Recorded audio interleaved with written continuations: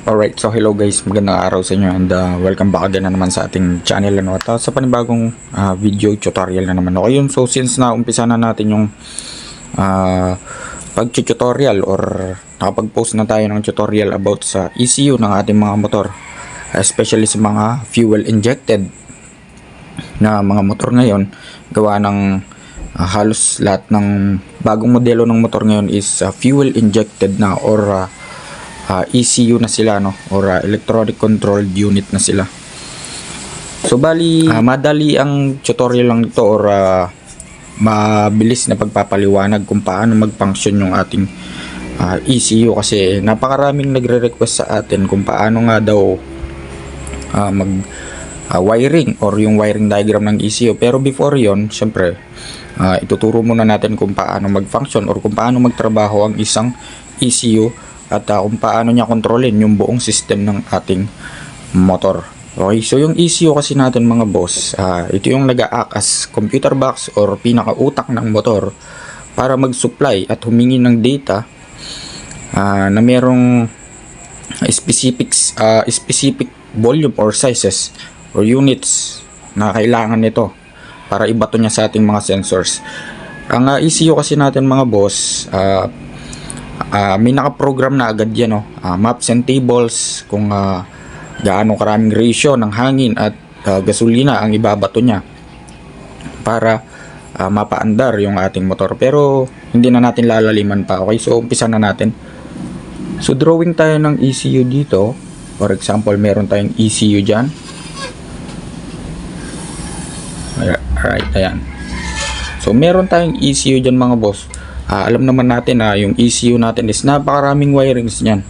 Tatakbo na yun sa iba't ibang sensors, iba't ibang wirings, kasi kukuha yan ng data para nga mag-supply ng specific ratio na kailangan ng ating makina para mapaandar niya. Okay, so syempre yung ECU natin, may mga kailangan din yan. Kailangan din yan ng positive at negative. Pero nandun na tayo, basic nga lang ito, no? Yung ECU natin, for example, na-supply na ng positive at negative. Ayan, so mangilan-ngilan lang. So siguro 5 lang muna. So 5 basic ng ECU, 5 basic needs ng ECU muna. Pero more than 5 pa yun, napakarami pang basic needs ng ECU natin para makapag start ng engine. So drawing muna tayo dito ng 5, 2, 3, 4, 5. Okay yun, so 5. Yung mga 5 na yan guys, yan yung tinatawag nating intake. So sa ECU kasi merong positive at negative, meron ding intake at saka output. So lahat ng mga yan is intake. Yan. Tapos dito is output. Intake or input, sorry. Input, output. Okay? So ano-ano nga ba yung mga basic inputs na needs ng ating ECU? So una dyan is yung RPM or yung crankshaft sensor natin. So isa yan sa mga input na kailangan ng ating ECU. So RPM, yan yung ito yung idle or crankshaft position ng ating makina. So hihingi siya, yung ECU natin hihingi yan ng data sa yun nga sa sensor. So yung sensor natin kapag na-supplyan din niya ng 12 volts, magbibigay na siya ng data dito sa ating ECU. No?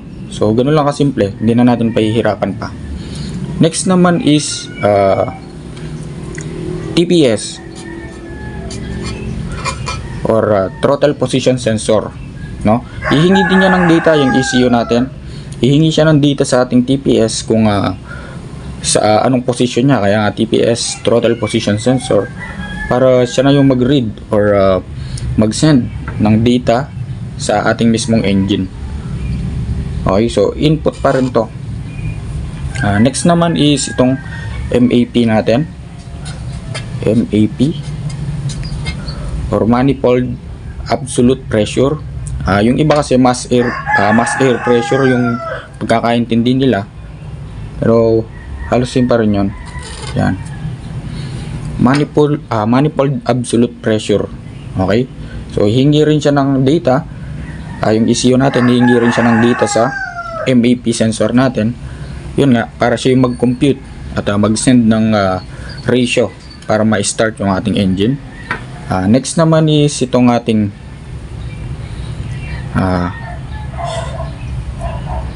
IAT, intake air temperature.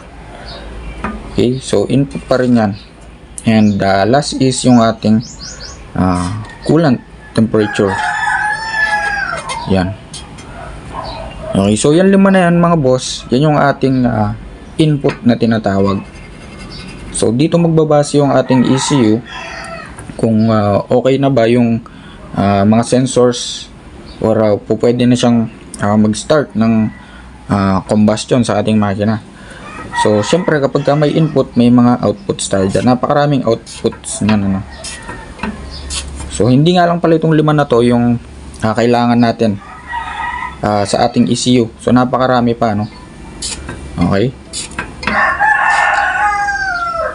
So for example, meron tayong output dito. Sabihin na natin ito yung injector. Ayan. So ito yung injector natin. Siyempre, bumabase rin yung ECU natin kung okay ba yan. So yung RPM, okay ba yan? TPS, okay ka ba? Mass absolute pressure, okay ka ba? Or manifold absolute pressure, okay ka ba? Intake air temperature, okay ka rin ba? So coolant, okay ka rin ba? Okay. So mag-umpisa ka ng send ng data sa ganito kay injector, kay spark plug, yun. Yan. Kay spark plug. So ganito. Yan, napakarami ng sinesendan yan. So kay fuel pump, ganun. At doon na mag-uumpisa yung ating combustion. Take note, milliseconds lang yung kailangan nito.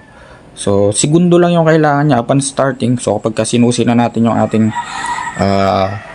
ignition switch, so kung maririnig nyo, umuugong yung ating magtawag to fuel pump, no? So meron pa yan, fuel pump. Okay, ayun. So yan yung mga needs or basic needs ng ating ECU para makapag-start siya ng combustion or makapag-send ng signal sa ating motor. And yung ECU natin guys, no, may mga nakaprogram na tables yan, mga ratios, may maps na siyang nakaprogram kasi nga yung motor natin is nakadepende talaga sa driving habit ng isang driver. So for example, bigla ka sudden stop or sudden brake, biglang preno, ganon. So yung ECU ang mag-a-adjust nun. So from 100 kilometers per hour tayo, biglang down to 20 kilometers, siya na yung mag-a-adjust nun. Okay, bawasan mo. Biglang hinto yung driver. Okay? So bawasan mo, siya na yung magsisend ng signals sa mga sensors na kailangan ng ECU para ang ECU is siya yung mag-a-adjust. Bali, ganun lang siguro guys, hindi ko na pahabain pa. Napaka basic lang naman. And meron na nga pala akong naka-reading diagram which is downloadable from Google na pwede nating gamitin para mas lalo pang lumalim yung kaalaman natin patungkol sa ating ECU. Okay? So bali hanggang dito na lang siguro at sa susunod abangan nyo yung mga next vlog natin which is dun sa diagram kung saan kumpleto na from fuse box, relay at mismong ECU wire by wire. Okay? So yun.